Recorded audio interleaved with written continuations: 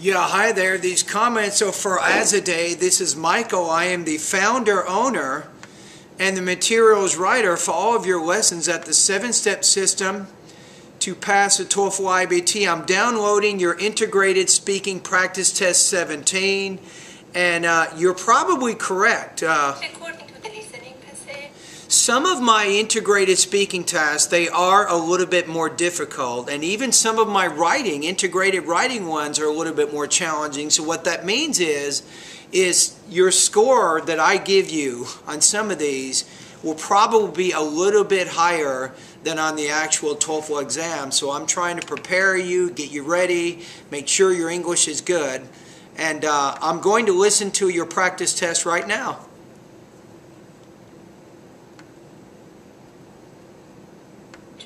According to the listening passage, Professor talks about two terms of the economy for describe price of the good and the service. First of all, he talks about the inflation. That means consist increased price. When you say inflation, that means, he talks about inflation, say which means. By using which, you're showing you have a little bit more advanced grammar as opposed to using two shorter type sentences. The goods and the service. This means the money. I would say goods and services, not goods and service. So you forgot to put your S on that second noun. It's power and we need more money to buy something. On the other hand, the professor talks about the deflation.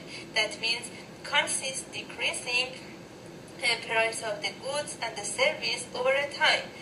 Again, goods and services over time. Now, on the other hand, he talks about deflation and inflation, which are both economic concepts, but they are the opposite in meaning.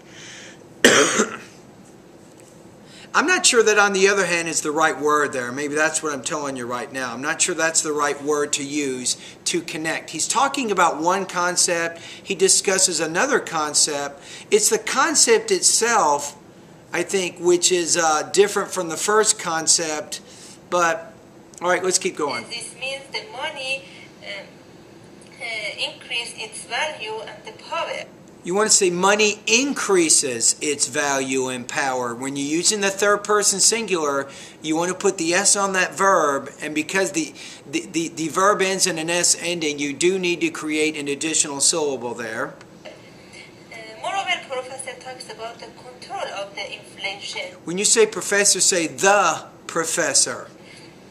That economic try to keep and you want to say tries to keep this rate of the inflation by increasing and decreasing money supply and using investing rate of open market.